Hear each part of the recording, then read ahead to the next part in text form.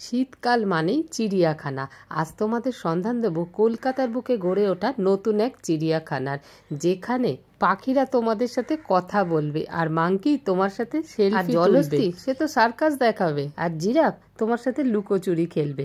কোথায় আছে এই চিড়িয়াখানা, কিভাবে আসবে, সবকিছু সন্ধান দেব এই ভিডিওতে, তাই পুরো ভিডিওটা দেখতে থাকো। নমস্কার বন্ধুরা, কেমন আছে সবাই? আজকে আমি শর্মিষ্ঠা চলে এসেছি কলকাতার এক নতুন চিড়িয়াখানার সন্ধান নিয়ে।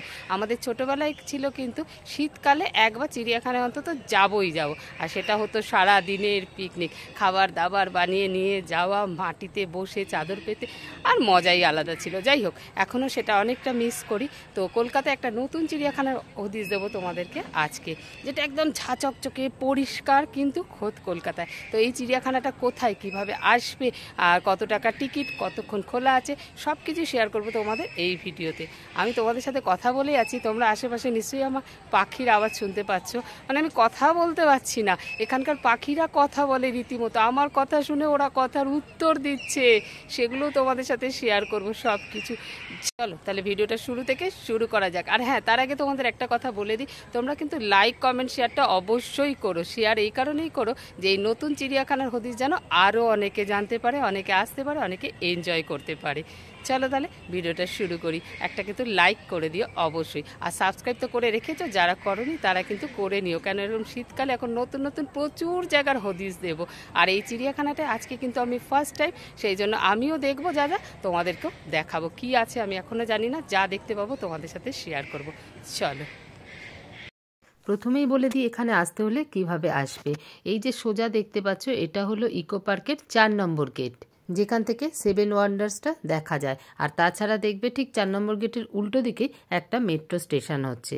তো ওইটা হলো ইকো পার্কের 4 নম্বর গেট। ওখান থেকে কিছুটা আসতে হবে, হেঁটে আসলে অনেকটাই পড়বে, টোটো করতে পারো। এই যে 6 নম্বর 7 নম্বর গেটের এন্ট্রি হলো এইটা। তাছাড়া মিনি জু অ্যারো দেওয়া রয়েছে, দেখতেই পাচ্ছ।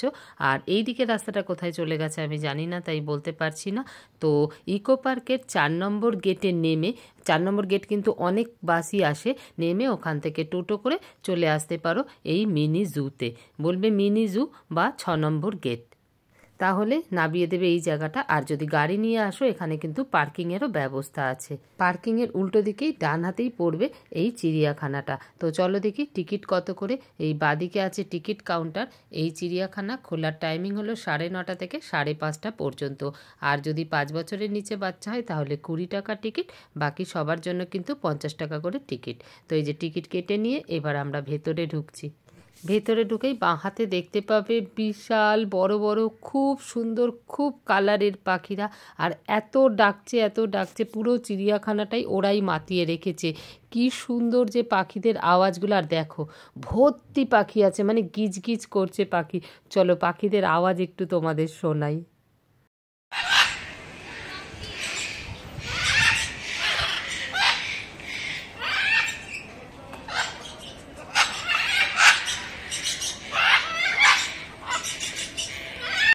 এর পাশের খাঁচাতেই রয়েছে ইলেকটাস কাকাতুয়া, এই যে বসে আছে। প্রত্যেকটা খাঁচায় কিন্তু প্রচুর প্রচুর জন্তু জানোয়ার রয়েছে। এই যে এবার চলে এসেছি রাজহাঁস, বিশাল বড় বড় রাজহাঁস। দেখো রাজহাঁস তো বড় হয়, এগুলি যেন আরও বড় বড়। দেখো আর জলে ভাসছে, উফ খুব সুন্দর লাগছে, বিশাল বড় সাইজ। দেখো সাইজ দেখেছো?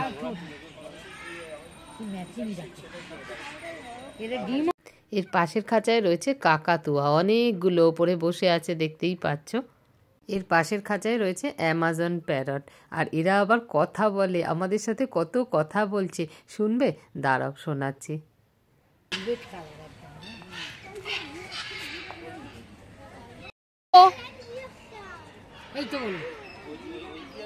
হ্যালো, সুন্দর করে বলছে। এই চিড়িয়াখানাটা এত পরিষ্কার, এই দেখো সমানে পোছাপুছি করছে, কোনো রকম দুর্গন্ধ তো দূরে থাক, একটা শুকনো পাতাও কোথাও দেখবে না। যাই হোক, এই খাঁচাতে রয়েছে আফ্রিকান গ্রে প্যারট, আর প্রত্যেকটা খাঁচায় কিন্তু প্রচুর পশু পাখি আছে, এমন না যে খাঁচা পুরো ফাঁকা। আবার শীষ দিচ্ছে।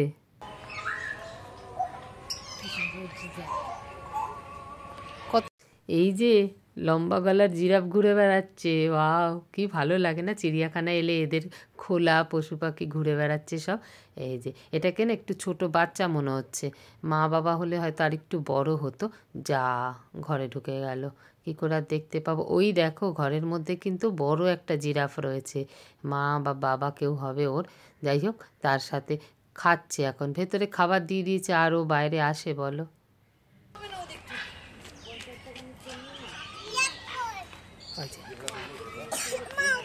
আছে আছে জলহস্তি আছে, জল নড়ছে, ওই যে ওই যে ওই যে ওই যে নড়, চলছে চলছে চলছে। এখান থেকে জলহস্তি ঠিক দেখতে পাচ্ছি না, সেই জন্য যেখান থেকে ঠিকঠাক দেখা যাবে আমরা সেই জায়গাটায় চলে যাচ্ছি জলহস্তিটাকে দেখতে। এই দেখো, এই যে এই যে এই যে জলের তলা দিয়ে যাচ্ছে, এই যে এই যে মুখ বার করেছে করেছে, এই যে আবার ঢুকে গেল, পুরো জলটাতে ঘুরছে বো বো করে, যেন সার্কাস দেখাচ্ছে আমাদের। দেখো এই যে জলের তলা দিয়ে যাচ্ছে, কিন্তু কোন জায়গা দিয়ে যাচ্ছে আমরা বুঝতে পারছি, সেটা ও বুঝতে পারছে কিনা সেটা আবার আমরা বুঝতে পারছি না। যাক, আমরা এইটা দেখেই বেশ আনন্দ পাচ্ছি। এই যে এই যে এই যে এই জায়গাটা এসে গেছে, দেখো এই যে এই যে এই যে এই যে সামনেটা, এই যে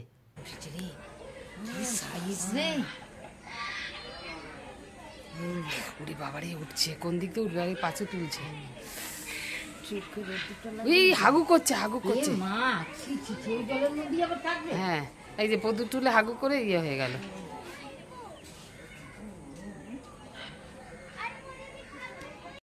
এই যে যে পুরোটা উঠেছে, আমরা কেন যে আস্তে কথা বলছি জানি না, মনে হচ্ছে না আমাদের কথা ও শুনতে পেলে ডুবে যাবে। এইখানে রয়েছে মিঠা জলের কুমির, চলো দেখি তাদের খুঁজে পাই কি না। এই যে শুয়ে আছে, ও আর পাথরের কালারের সাথে গায়ের কালারটা পুরো মিশে গেছে, বুঝতেই পারবে না ওখানে কেউ আছে। যে ওই যে ওই যে ওই যে ওই যে অনেকগুলো রয়েছে, ওই যে সব ঘুমাচ্ছে। হ্যাঁ, ঘুম কেন রে? মাঝখানে এরকম বিশাল একটা মাঠ রয়েছে, প্রচুর বসার জায়গা, এরকম কাঠের বেঞ্চগুলোতেও বসতে পারো, তা নাইলে কিন্তু গাছের গোড়াগুলোও ভালোভাবে বাঁধানো রয়েছে, একদম পরিষ্কার পরিচ্ছন্ন, সেখানেও বসে কিছুটা সময় কাটাতে পারো। এই খাঁচাতে আছে হলো ক্যাপুচিন বাঁদর, কিন্তু বাঁদরকে খুঁজে পাচ্ছি না, দাঁড়া দাঁড়া, ওই যে এত ছোট না সাইজে, এদের বোধহয় জাতটাই এরম যে ছোট হয়, তো এই যে এত ছোট আর এত লাফাচ্ছে, আমি ক্যামেরাতে ধরতেই পাচ্ছি না, ওপরে ধরছি তো নিচে চলে আসে, নিচে ধরছি তো ওপরে চলে যাচ্ছে। আর ওদের খেলার জন্য এত কিছু দোলনা টোল্লা বানিয়ে রেখেছে, ওই দাই কি মজা করছে। এই ক্যাপুচিন বাঁদরগুলো কোথাকার, কোথা থেকে এসছে, এরা কতদিন বাঁচে, সব কিছু লেখা পেয়ে যাবে এইখানটাতে।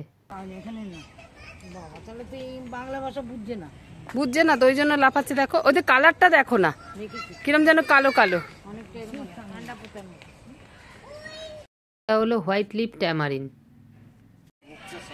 হ্যাঁ হ্যাঁ, ঠোঁটের জায়গাটা সাদা। হ্যাঁ হ্যাঁ, লেজটা দেখো। এখানে এনার ছবি দেওয়া রয়েছে, বাট ইনি নেই, এনাকে আনার জন্যই ব্যবস্থা করা হচ্ছে, এনাকে তো আর যেখানে সেখানে রাখা যাবে না।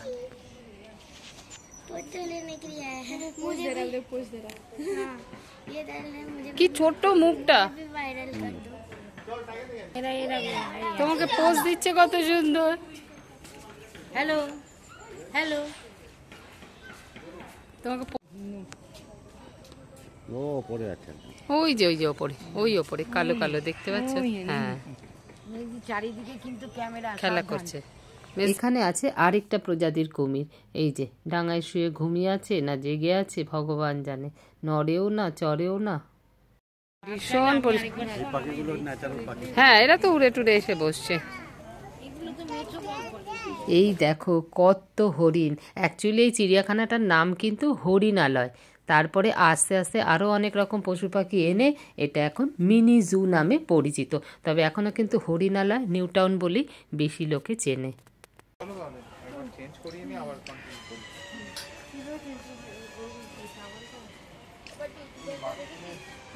এই দেখো এরা হলো বার্কিং ডিয়ার, এই জাতের হরিণগুলোকে না ডুয়ার্সের দিকে বেশি দেখা যায়, এদের দেখো শিং নেই কিন্তু, এই যে ঘুরে বেড়াচ্ছে, অনেকগুলো আছে, কে কোথায় ঘুরে বেড়াচ্ছে অতটা চোখে পড়ছে না। আগেও বললাম যে প্রত্যেকটা খাঁচায় কিন্তু প্রচুর পরিমাণে পশু পাখি আছে, যে শুধু খাঁচা ফাঁকা পড়ে আছে কেউ নেই সেরম ব্যাপার না। এই দেখো সামনে চলে এসছে, সুন্দর তোমাদের দেখতে। এটা ধনেশ পাখি, ধনেশ পাখি, ধনেশ পাখির মুখ। এখানে একটা পাখি বসে আছে বিশাল বড় সাইজের, বাট এটা কি পাখি আমরা কেউ বুঝতে পারছি না, চিনতেও পারছি না, নাম তো জানিই না। তো এখানে কোনো বোর্ডও লেখা নেই আশেপাশে যে এটা কী পাখি। তোমরা যদি এই পাখিটাকে চিনতে পারো একটু নামটা কমেন্ট করে আমায় জানিও তো। প্রথমে ভাবছিলাম ময়ূর, ময়ূরের মাথায় ঝুঁটিও নেই আর পেছনে ল্যাজও নেই, তাই জন্য এটা যে কী পাখি বুঝতেও পারছি না। একটু উঠে দাঁড়ালে টাড়ালে হয়তো আমরা বুঝতে পারতাম।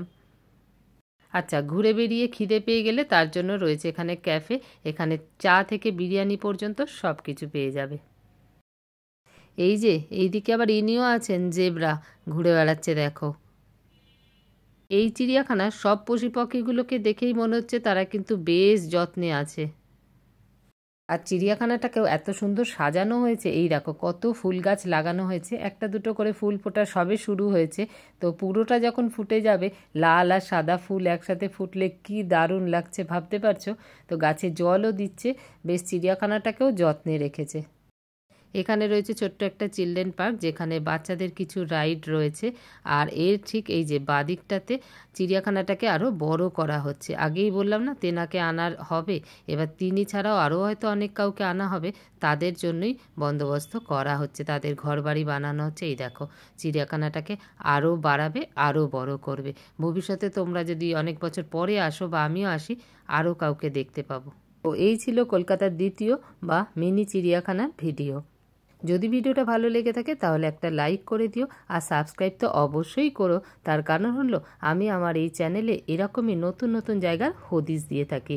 আর একটু শেয়ার করে দিও যাতে অন্যরাও জানতে পারে এই চিড়িয়াখানার ব্যাপারে। তাহলে আজকের ভিডিও এই পর্যন্তই, দেখা হচ্ছে অন্য কোনো ভিডিওতে। ততক্ষণের জন্য বাই বাই।